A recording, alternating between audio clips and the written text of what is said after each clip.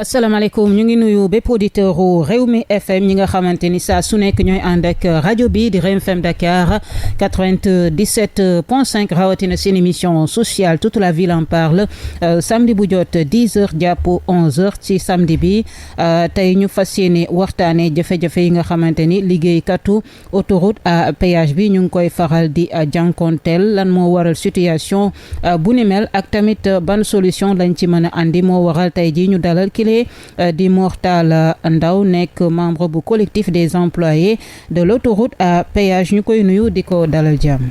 waaw maa ngi lay fay bu baax a baax Ndeye Moreau di sant bu baax a baax aussi wala di la gërëm ci dalal bi ñu dalal. ñun waa autoroute Ila Touba di préciser que boo waxee autoroute à péage rek. ñaari autoroute la mën nañ jàpp ne Eiffage la wala. parce que ñun ñoo nekk ci Ila Touba bi. maanaam jàpp commencé Thiès jàpp Touba Bambey Xombal ainsi de suite. bokkul ak Eiffage. ñun ñoo nekk ci ay jafe-jafe Eiffage moom ñu ngi ci jàmm. Eiffage ñoom ñu ngi ci jàmm yéen a nekk ci ay jafe-jafe léegi seen collectif bi lan moo naka la taxawee exactement. xanaa ma defal la benn rappel bu ndaw rek. parce que xam naa ni comme ni ma ko jotoon waxee ci yeneen sorties yi ma jotoon def parce que jotoon naa def ay sorties. waaw. que ni ñun dañoo commencé liggéey ci autoroute bi depuis mars 2019. bi ñu commencé dañu signé woon benn contrat 1 an ak benn société intérimaire. parce que société mère bi. engagé wu ñu woon directement. daf ñu joxoon société intérimaire. du nom de Intelliman management intelligent. ñu def 1 an ak moom mu renouveler ko muy 2 fois CDD. ñu jóge foofu ñu indil ñu Makinews. bien vrai que Makinews ak Intelliman dénomination rek moo changé. benn nit bi moo ko moom. ñu jóge foofu muy 3 contrats. c'est-à-dire def nañ 3 ans kon CDD. léegi kooku dafa jeexal ci le 28 février passé. mu am benn société bu ñu indilaat beneen société intérimaire. boo xamante ni mooy wuyoo si turu Tara intérim. wala Tara consulting comme ni ko gars yi di waxee rek. mais li ñu gën a surprendre nag si arrivé Tara boobu parce que ñun dañu doon xaar ñu embauché ñu parce que ñëpp xam na ni mënoo enchaîner di def ay CDD. boo defee 2 fois CDD automatiquement. war nga am CDI. ñuy xaar CDI ñu defal ñu 3e CDD waxatuñ dara. ñu indil ñu beneen société boo xamante ni moom avant son arrivée déjà moom wàññi woon na ba pare quoi. wàññi na personnel bi nombre si 103 personnes. ci 103 yooyu noonu bi ñu relever information mu dem ñu bloqué leen parce que dama bëgg a def d'une façon ramasser rek. historique bi tuuti parce que ñu comprendre bu baax fi ñuy ñëw muy ëpp solo après. léegi moom ñu bloqué loolu. Ageroute na leen léegi ñoom nañu delloo contrat yi fi mu nekkoon. et que bu ñu wàññi kenn nañu respecté personnel bi respecté nu mu tudd nombre bu ñu fi fekk. bu ñu wàññi salaire comme ñoom ñu ngi ko jàppee woon bu ñu dàq kenn ainsi de suite. ci yooyu ñu yaakaar ni fa la yem bi ñu commencé ñoom léegi dañoo ñëw proposer ñu benn contrat boo xamante ni durée bi 3 mois la. c'est-à-dire comme contrat à l'engagement décès la quoi décès d'engagement la.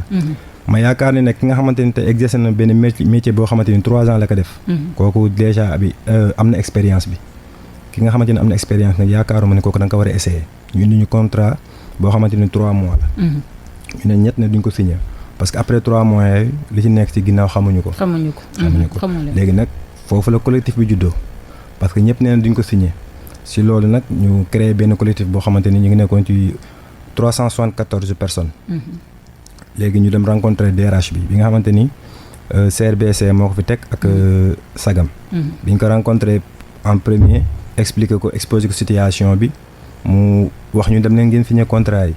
ñu expliquer ko carrément que contrat yi mën ñu koy signer parce que ñun phase embauche lañ nekk. ñu waxtaan mu ne signer leen ko ñu proposer ko contrat yi wan ko ci loolu nag remarqué na ni contrat yi am na ay erreur. mu ne donc da ngeen ñuy xaar léegi ma ñëw revenir leen. dem toog di xaar. ngeen toog daal seen kër. non ñu ngi continuer di liggéey malgré lépp ñu ngi continuer di liggéey waaw amul abandon de poste amul yooyu yëpp amul. ñu ngi continuer di liggéey malgré jafe-jafe yu ñuy dund yëpp. léegi bi mu demee rencontrer Tara Ageroute affaire yooyu bi ñu ñëwaatee mu ne léegi signé leen contrat yi ñu ne contrat yi ñu ko signé temps yooyu nag ñoom ñu ngi doon def ay tuuru gaar bi ay 20 heures di forfait nit yi pour ñu signé contrat yi. ay 3 mois ñun dañoo bañ. bi ñu demee ba xam ne lii nag jëmul kër ñu ne dañ koy def contrat bi 1 an. avant boobu Ageroute woon nañ ñu waxtaan bi ñu demee exposer leen situation bi yëpp ñoom ñu jël ay engagement bi ñu jëlee ay engagement nee nañ carrément que duñ seetaan ñuy wàññi personnel bi duñ seetaan ñuy wàññi salaire yi ainsi de suite aussi tamit contrat yi duñ ko def 3 mois mais dinañ leen ñaan ngeen signer 1 an. parce que en attendant ñu xool en attendant parce que dafa am benn société boo xamante ni dafa nekk ci en phase de mu taxaw quoi projet la boo xamante ni mooy société bi ngi tudd ADS. les autoroutes du Sénégal. parce que ku ne xam na ne tamit xanaa yaakaar naa ni autoroute bi waru yem Ila Touba rek war nañ dem Saint-Louis war nañ dem Kaolack ainsi de suite. donc dina normal ñu teg société boo xamante ni mooy gérer autoroute Sénégal bi yëpp. loolu neex naa dégg. bien vrai que waruñu woon signer 1 an. mais ñu nangu signer loolu malgré. mais si biir loolu dañoo jotoon dund tamit ci yeneen employeurs yi bi jàll. ay jafe-jafe yoo xamante ni buñ la ko expliquer da nga naan lii dafa mën na nekk. tey man miy wax ak yow su may dem liggéey su ma yóbbul ndox du ma naan aw ma prise en charge. médical. waaw soo feebaree yaay faj sa bopp faj sa bopp parce que dina mettre nañ en disposition ay IPM yoo xamante ni tur bi moo fi nekk rek. waaw parce que gis nañ fi ñu def ay accident de travail yoo xamante ni tey ñoom ñoo jël seen bopp en charge gis nañ fi ay cas de décès yoo xamante ni tamit ba léegi mi ngi noonu daal ñooñu ñaan yàlla yërëm leen seen mbokk yi ñoo ñàkk. léegi parmi difficultés yooyu ñu dund yëpp ñu exposé waat ko AGEROUTE ne leen carrément ñun li ñu jotoon dund tey jii ñaan ñu yàlla dundaat ko.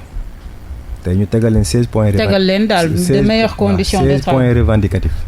parce que comme ni ma la ko waxee rek. 16 points yooyu yan la. 16 points parce que dañoo gis ni. contrat yi ñu signé mooy yi passé ak bii yëpp lépp 40 heures la ñu war a liggéey parce que mooy lu yoon mooy li yoon wax. ñun si 40 heures si la semaine ñun on fait 48 heures. donc chaque mois am nañ 32 heures d'heures supplémentaires yoo xamante ni fi may wax ak yow ni bi autoroute bi ba léegi mas ñu ko fay. ñu ne yooyu dañoo bëgg tey li nga xamante ni moo jot a passé daan ci def appel ñu fay ñu ko mais tam kii di door a ñëw tamit mu jéem a respecter engagement yooyu noonu nga xamante ni daf ñu koy fay moom mars la commencé daf ñu koy commencé fay comme ça li jot a jàll après ñu topp ci xool loolu lu muy joxe. beneen bi mooy suñu versement IPRES yi IPM ainsi de suite yooyu yëpp nañ ko respecté ñu fekk dañu changé woon tamit suñu contrat yi convention bi. parce que ñun CCC lañ nekkoon domaine commercial lañ nekkoon. kii bi mu ñëwee daf ko yóbbu ci BTP. te ñun nekkuñu ci construction yooyu yëpp nangu na ko changé. mais ci point yi parmi point yi ñu teg yooyu yëpp ñaar rek lañ ci respecté ñoom. mooy contrat bi def nañ ko 1 an génn nañ ci convention BTP bi demaat ci CCC bi. hormis loolu li si des yëpp ba léegi nii. changé wuñ si dara changé wu et que AGEROUTE jëloon ay engagement yu leer carrément ni ñii dina leen pousser à ce que yéen ngeen jotaat seen ay acquis ak yi nga xamante ni tey yoon may na leen ko seen àq ak yelleef. ngeen kii si. boobu ba léegi nag dañoo commencé woon def ay sorties médiatiques takk ay brassard rouge mais ba léegi mosuñu baare mosuñu def dara dañoo takk wane suñu mécontentement. léegi bi nga xamante ni tamit président waroon na dem inaugurer pont Foundiougne bi. la veille woon nañu waxtaan. ñu ne bu ñu sañoon ngeen tekki brassard parce que boobu ñëpp xam nañ président bu fa jaaree gis affaire yi. ça dafay nekk loo xam dañ koy def du rafet daal du rafet du leen di yàqal. waaw ñu daal di tekki parce que lu ci mënti am ay kilifa lañ toogoon di wax. jàpp ni seen wax bi tey amaana tey société intérimaire bi dina ko respecté ñu bàyyi noonu daal di toog di leen déglu mois de mars avril ba dugg nañ mai fi may wax ak yow nii société bii nii. lu dul xanaa ay peut-être ay intimidation wala yu mel noonu jéem a forcer nit ñi def leen lii wala le defuñu ko léegi nag tey boo gisee tey ñu accepter def sortie bii nii c'est juste que dañuy def alerte dañuy alerter parce que sous peu rek dañuy reprendre at li ñu nekkee woon maanaam dinañ takka brassard et cette fois-ci dañuy passer à la vitesse supérieure. mais lan ngeen di liggéey ci autoroute à péage bi Ila Touba boo gisee collectif bi. waaw lan mooy seen liggéey collectif bi.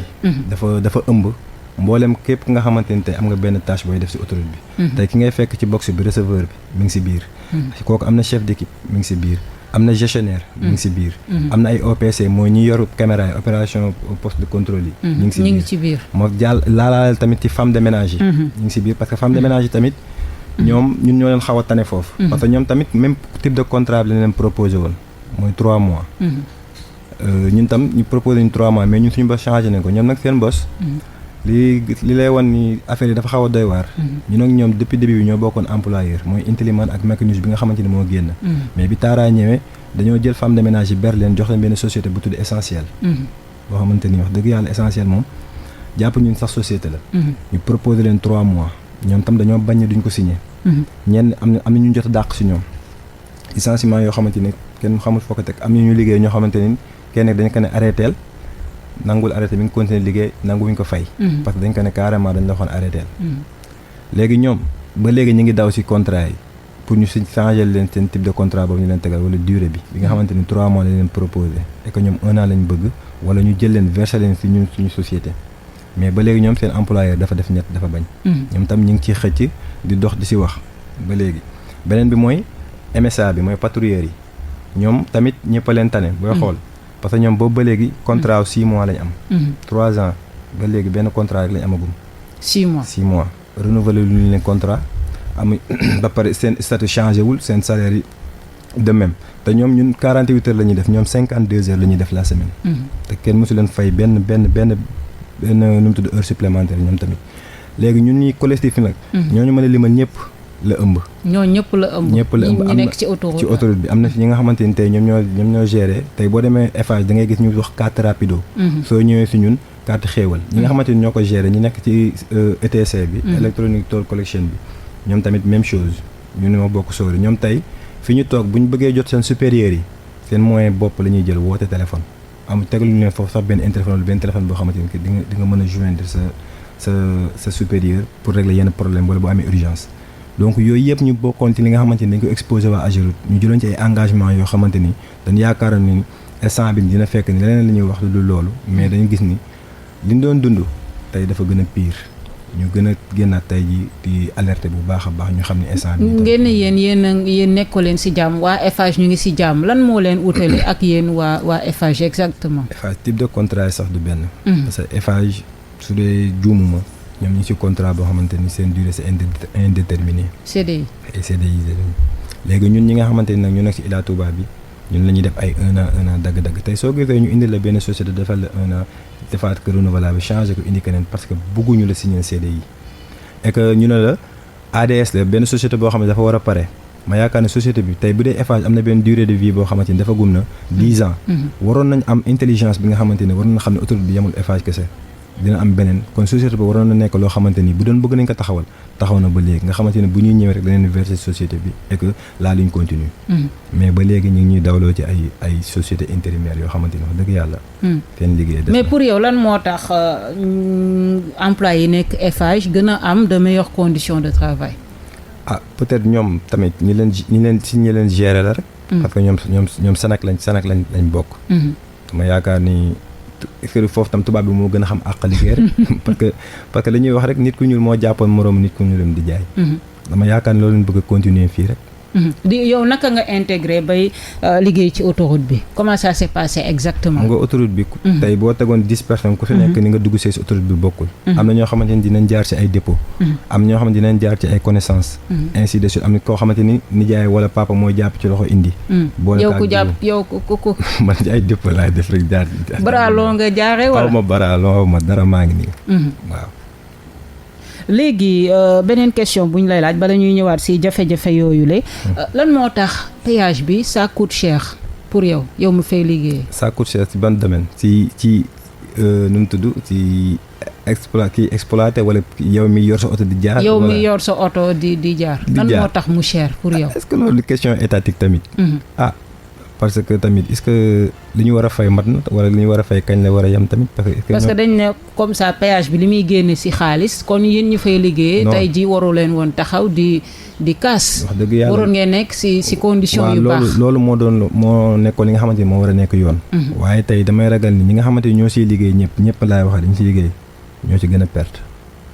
parce que tey ñoom li ñu séq ak man mii tey di wax ak yow. mooy weer bu dee ñu fay ma. pare na jeex na.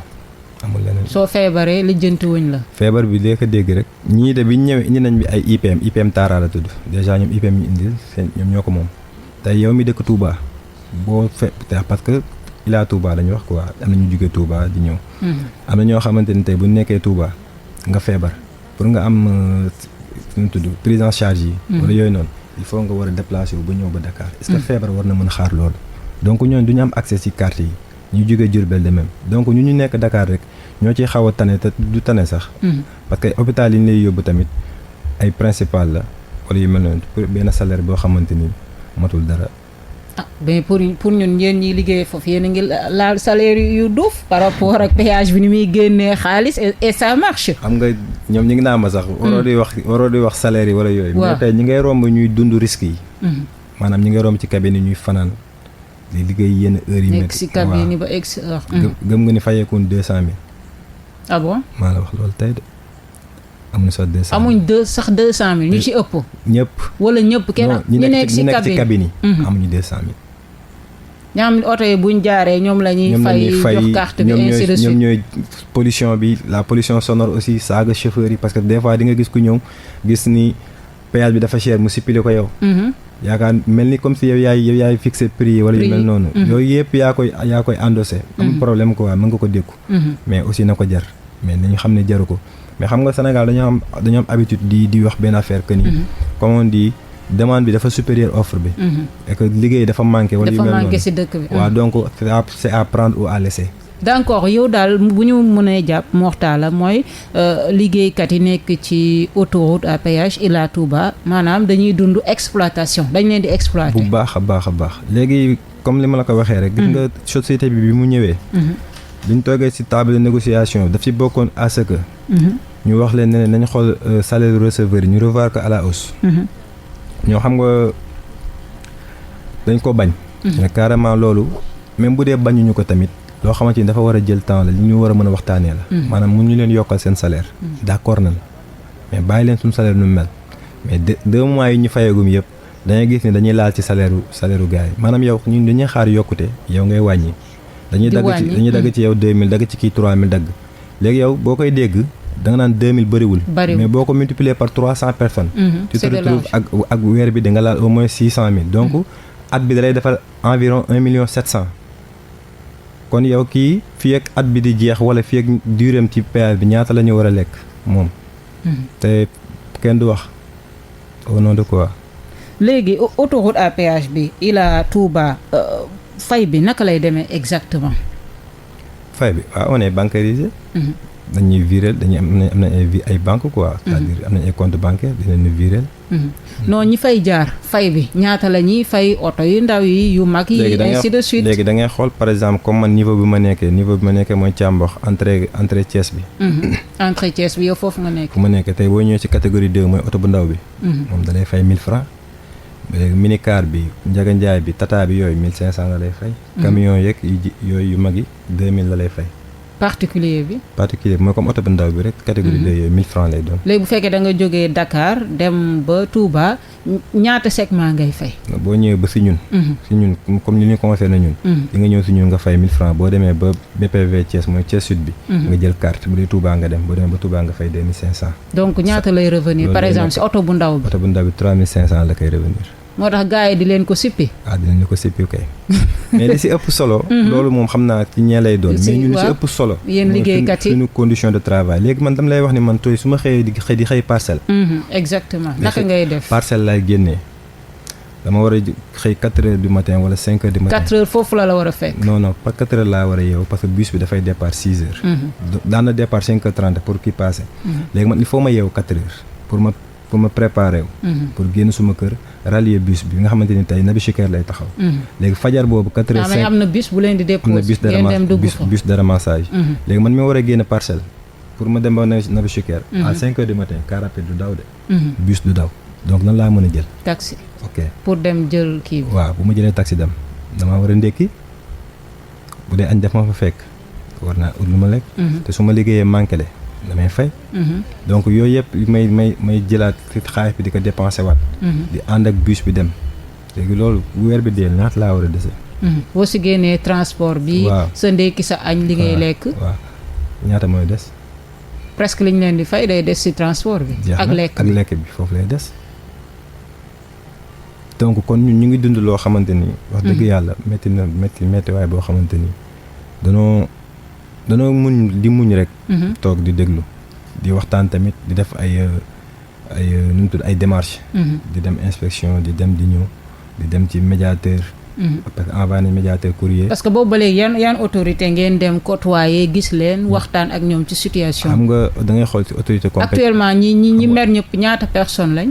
instant péage bi est-ce que am na ku bëgg kenn bëggul de dafa am ñoo xamante ni dafa am ñoo xamante ni automatiquement rek biñ nee tag dañoo ñëw adhéré ci collectif yi boobu 374 la ñu woon mais entre temps gars yi ñu bëri ñëwaat nañ gën na bari bu baax ñëpp ñuy dund la même situation ñëw nañ adhéré ci collectif bi tànn quelque ne leen yéen suñu bopp yéen suñu làmmiñ yéen suñu tànk demal leen waxal leen ñu ngi leen di déglu waaw léegi comme ça si liggéey bi noonu nga manquement am ñu calculer mu am manquement da ngay fay léegi naka lay demee da ngay fay naka ngay fayee sa xaalis ngay génnee joxe tey dama liggéey sur le champ ngay fay wala dañ koy dagg si salaire tu as 48 heures 48 heures donc doo xaar salaire non doo xaar salaire mënoo xaar salaire bi comme tey jii nga am manquement wu 100 000 francs da nga koy fay parfois da ngay dem lijjanti 100 000 francs fay ko dans 48 heures. da nga koy lijjanti wax sinon yenn collègues yi ñooy taxale rek moo talante suñu biir jàppale la comme ñu ngi dund solidarité. mais manquement boobu naka lay amee bam leen di dal. xam nga parfois. nit tamit nit la nga mën a doon.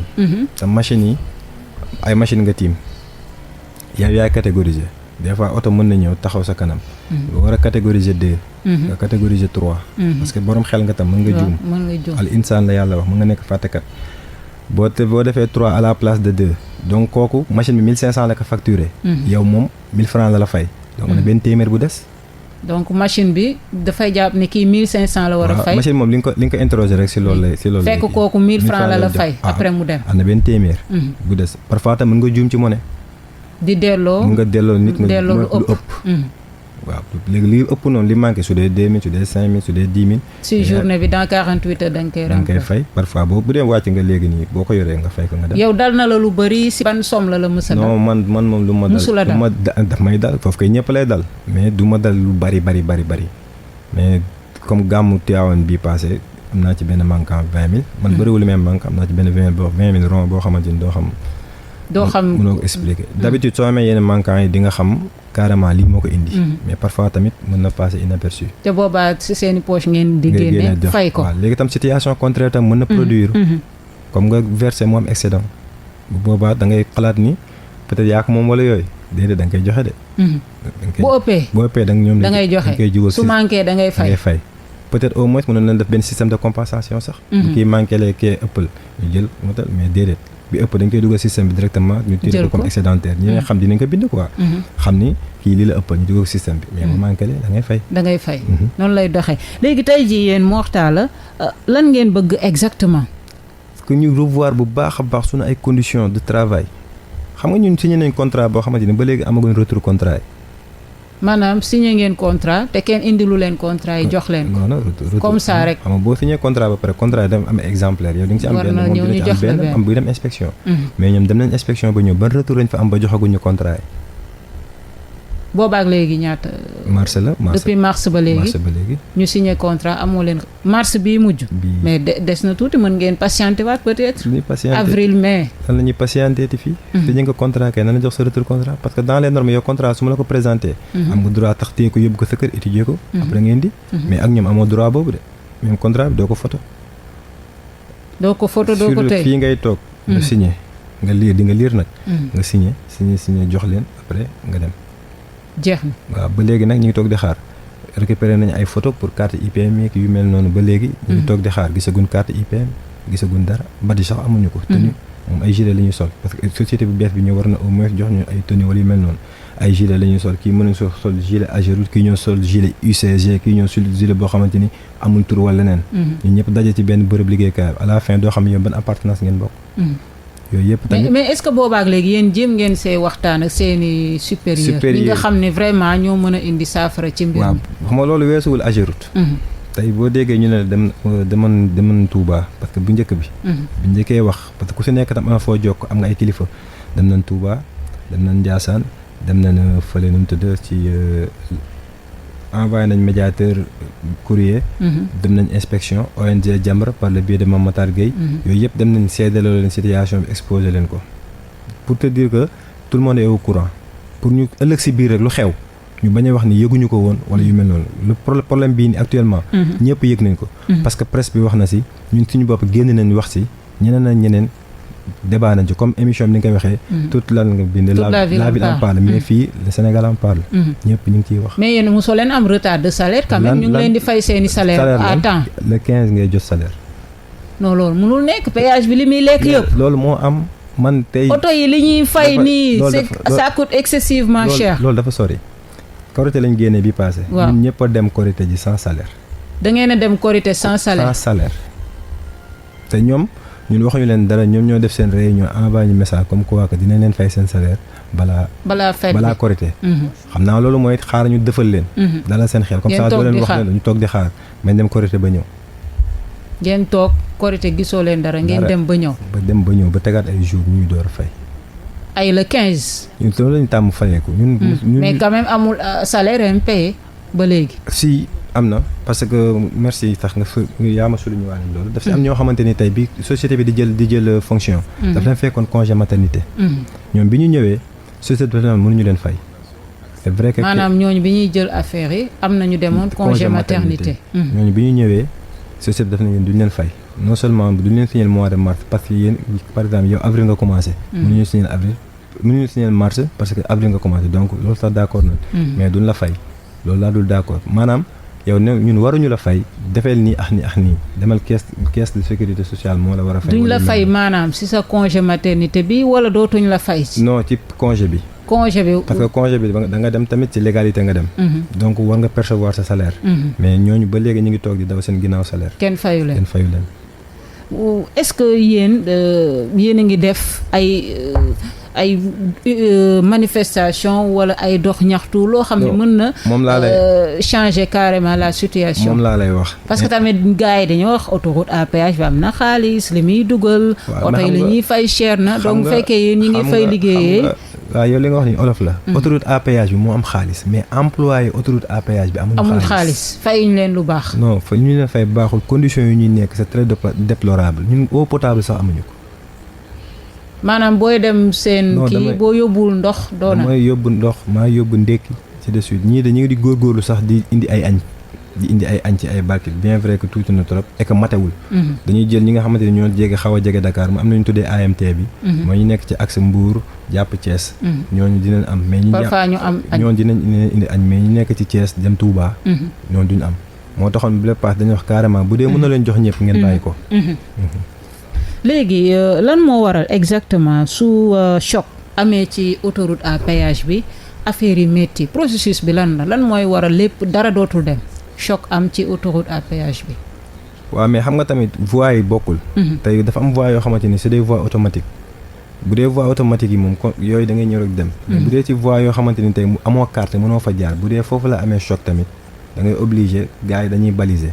de ce fait pour nga romb dafay xaw a jël temps parce que oto boobu il faut ñu jéem ko remorquer.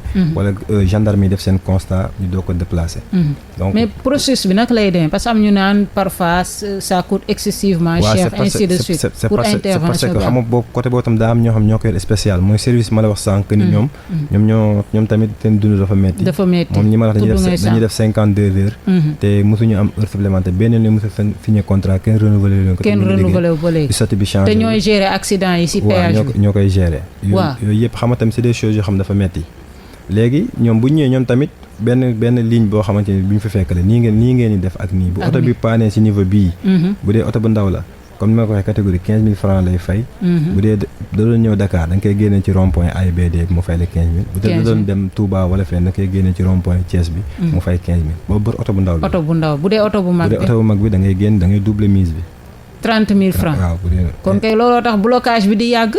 léegi su fekkee nit ki dafa ñëw def choc ci kii bi war a génne yorul xaalis comment. non boobaa da nga koy remorquer yóbbu ko ci parking bi. teg ko fa loolu mooy justifier blocage bi. c'est juste que xam nga yu mel noonu des fois chauffeur yi mën a nekk fi ñoom. des fois tamit constat gendarmerie wala ainsi de suite. yooyu yëpp mën na nekk.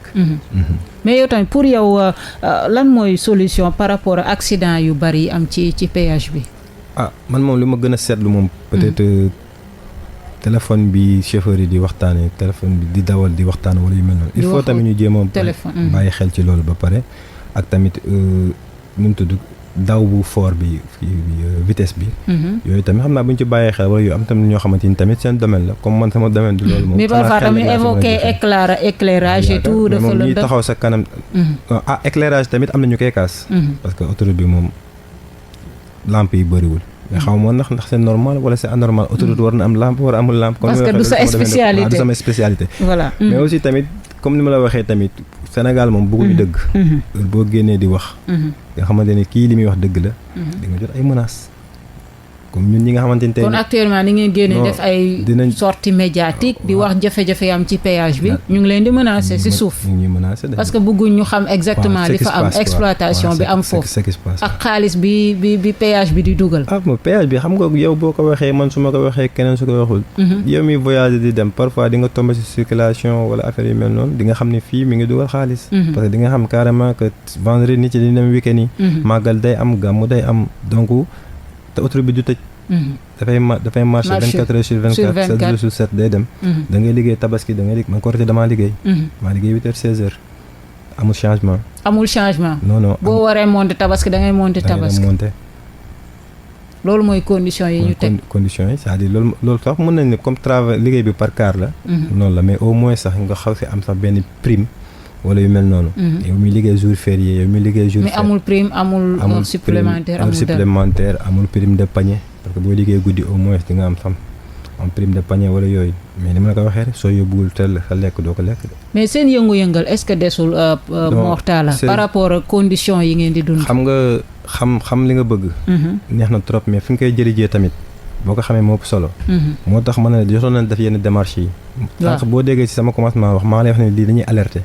parce que njëkk nañ takk suñu ay brassard ñu civiliser toog continuer suñu liggéey yow di nga xam ne ñii xam brassard rouge boo ko rombee du nit koo xamante ni dafa kontaan. dafa am loo xam ne dafa metti mu bëgg a wax.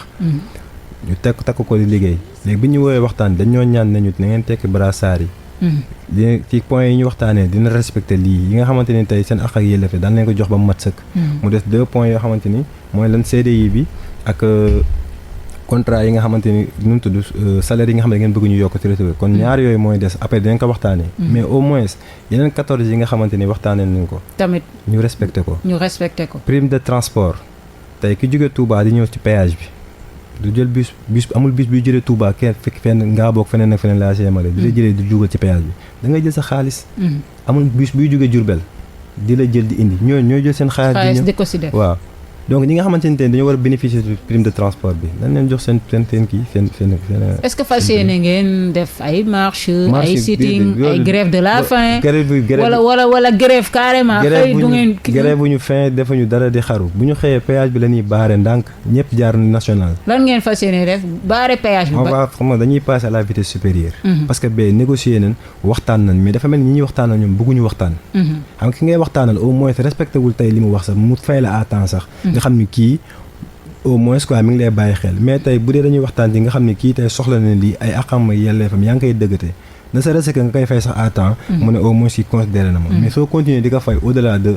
le 10 le 15 ainsi de suite. waaw et que tamit wax du neex ak moom di ko préféré ay menaces wala yu mel noonu dafa am lu muy nduróol comme exemple dañ noon joos wala dañu cookaas. ñun dañ leen répliquer.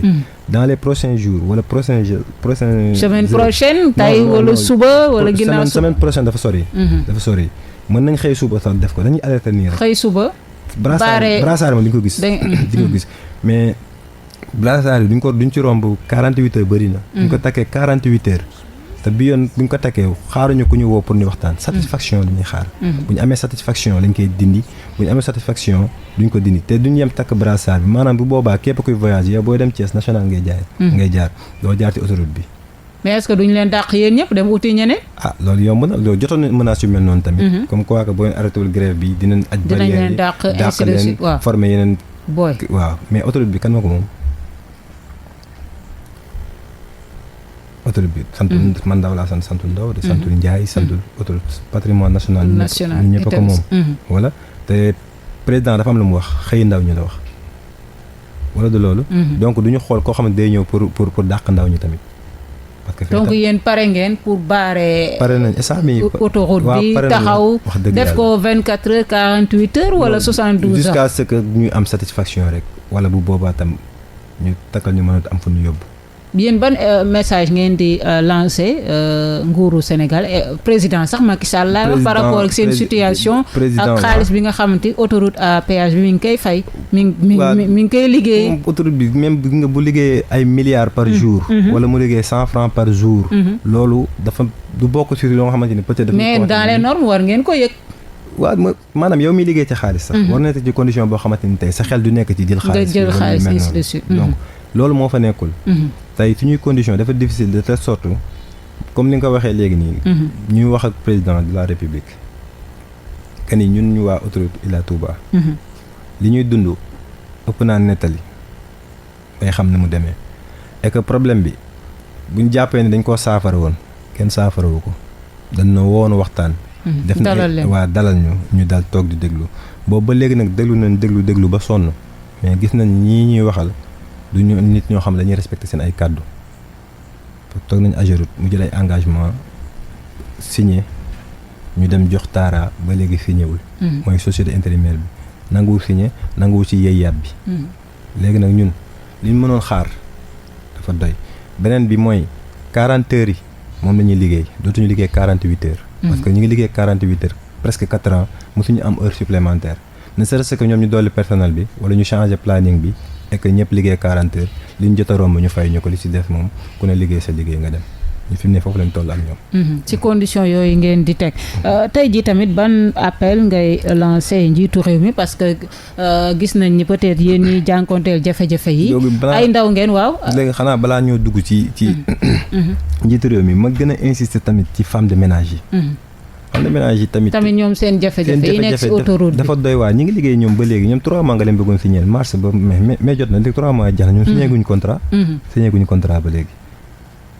dañuy liggéey nii rek ñi ngi liggéey am na ñoo xamante ni dàq nañ am ñoo xam ne nanguwuñu leen fay ba léegi te n'empêche ñu ngi continuer di liggéey seen liggéey teg ci di leen menacer di leen jox leen date ba le 15 bii lañ leen joxaat pour boo leen suñëwul dañ leen dàq yi ñëpp indi xam nga idée bi mooy lan lu tax ñuy indi ay 3 mois wala yooyu mooy lan lu tax ñu koy def yow dañuy bëgg tey man fu mu signé 3 mois bu 3 mois yi jeexee man am na beneen nit bu mu préparé fële boo xamante ni après da lay remplacer directement donc idée bi du réduire personnel bi nga xam ne duñ fa nekk di yokki salaire wala di non da ngay indi sa ay nit rek moo gën a gaaw ok dañuy indi seen nit yoo xam dinañ accepter condition yooyu ñi ngi taxaw di xaar ku si ne di nga am yow tey boo créé emploi di nga am tey seen nijaay dina jàppale ko kenn sa bàjjen dina jàppale ko kenn ainsi de suite situation noonu demee donc idée bi du nekk ti wàññi personnel bi wala yooyu mais changer personnel loolu la maanaam 3 mois yi si jeexee ngeen tëb ñeneen ñëw ñaar ñi dañuy jóge fii ñeneen ñëw ñun moom suñu cas pour le moment ñu ngi ci benn 1 an boo xamante ni dootuñu ko renouveler incha allah rabbi mais femme de ménage au moins ñoom amaguñ loolu techniciens yi tamit ñoom seen salaire yi tamit technicien encore am na ñeneen ñoo xam ne ay technicien lañ ñoo xamante ni tey soo amee ay panne clim beeg cabine yi ñoom ñooy ñëw def ko ñoom tamit maintenance bi waaw merci voilà le mot ñoom tamit mooy loolu seen premier salaire 17000 moo si manqué woon seen premier salaire 17000 moo si manqué bi gars yi ñëwee ñoom 17000 moo si manqué te ñoom tamit seen contrat ba léegi c'est des contrats yoo xamante ni peut-être verbal lay doon mais pas contrat sur le papier donc daal ñëpp la ñuy exploiter ci péage bi sans exception autoroute waa koy à péage pour nga comprendre bu baax a baax c'est ça le problème quoi kenn dundul ci jàmm léegi ban message peut-être ngay lancer parce que gis nañ ni kon exploitation boobule ci péage bi ay ndaw ñoo koy dund xëyu ndaw yi ainsi de suite politique bi nga xamante ni njiitu réew mi teg na ko pour nee na jàppale ndaw yi ñu am liggéey am xëy toog ci réew mi bañ a jël gaal yi ainsi de suite waaw moom xam nga ñu jàpp bu baax ni mi ngi déglu émission bi et que yëgoon na problème bi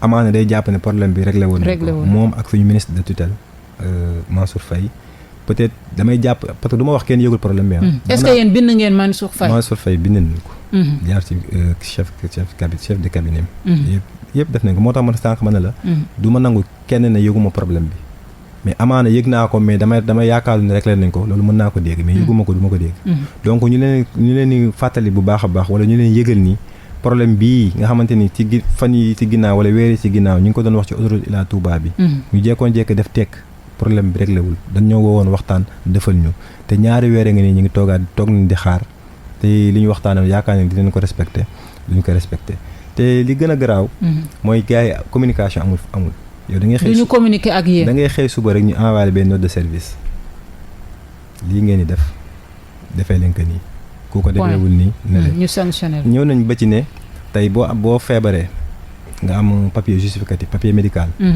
maanaam papier certificat médical bi te dinañ ko accepter mais duñ la fay au même titre que ki nga xamante ni dafa ñëwoon.